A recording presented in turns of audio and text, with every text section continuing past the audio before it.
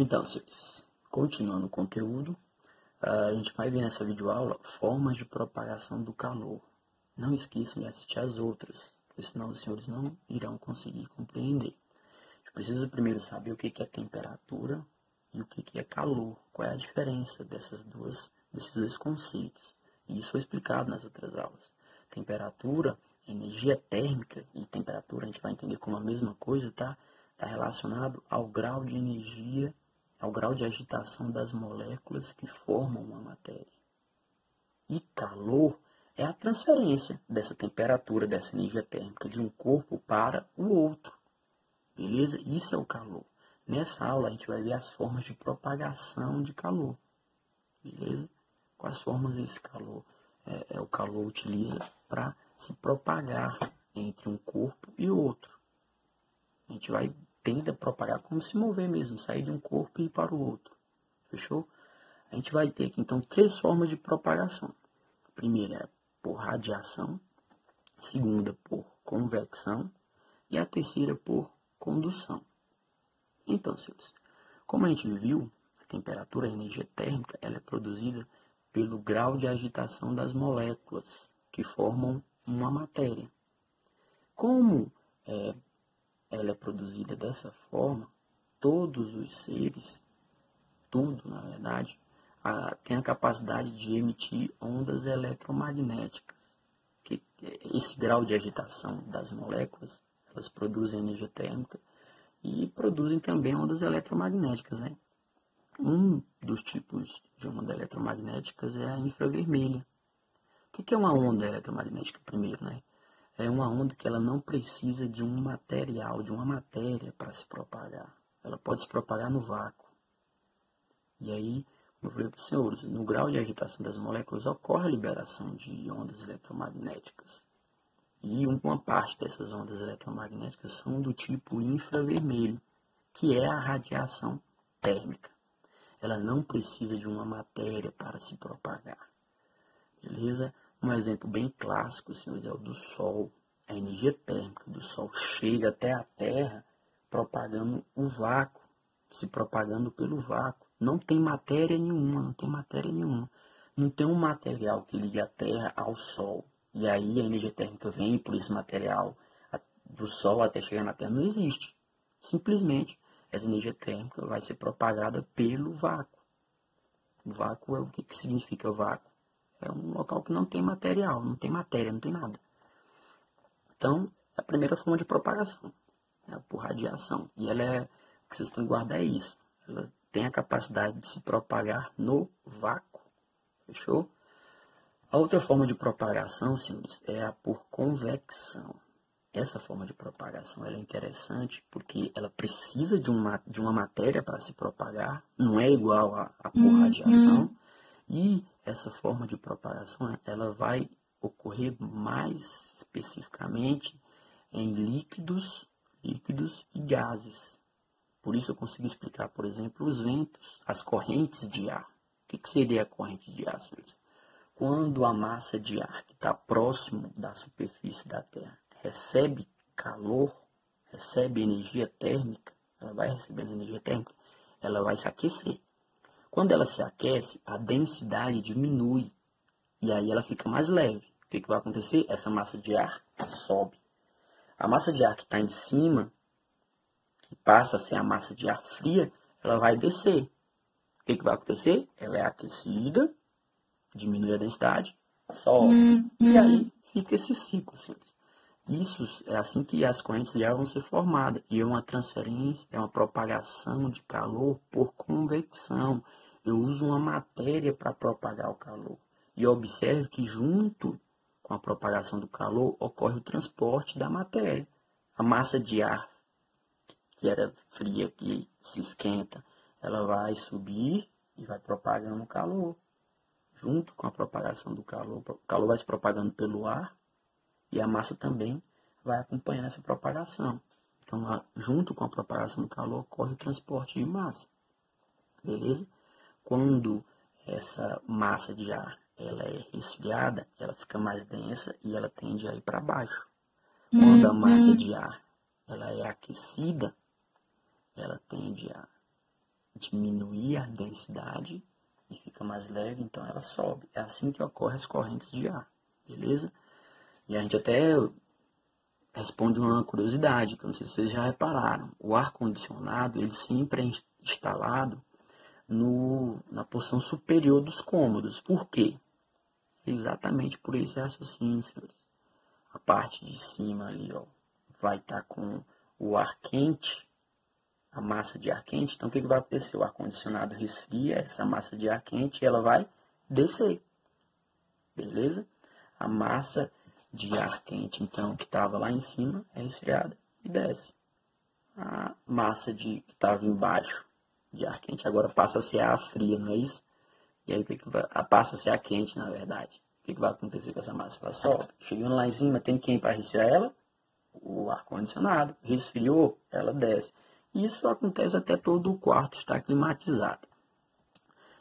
Continuando aqui, senhores, a nossa próxima forma de propagação do calor é a por condução. Nessa forma de propagação, as moléculas que se agitam, né, na hora que recebem a energia ali térmica, elas vão passando de uma para a outra. Beleza? A molécula que agitou, tem uma do lado dela? Tem. Então ela vai recebendo essa energia térmica. Aí fica as duas agitando. Aí vai vir outra. E aí que vai passar para outra, que vai passar para outra, até todas estejam recebendo essa energia térmica. Essa forma de propagação, então eu chamo de por condução. E o nome já é bem sugestivo. Beleza? Então vamos fazer uma diferença grande aqui delas.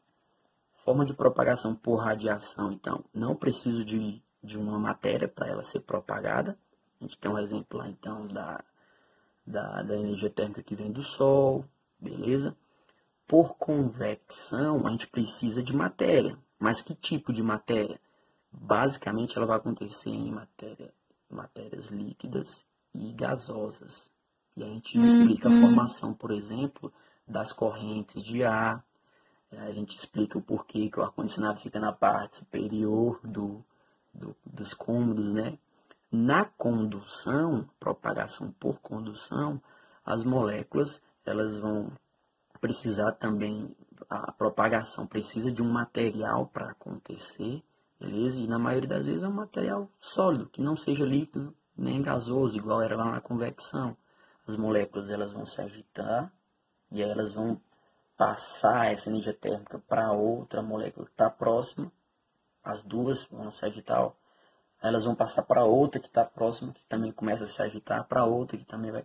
E aí vai ocorrendo essa propagação por condução, beleza?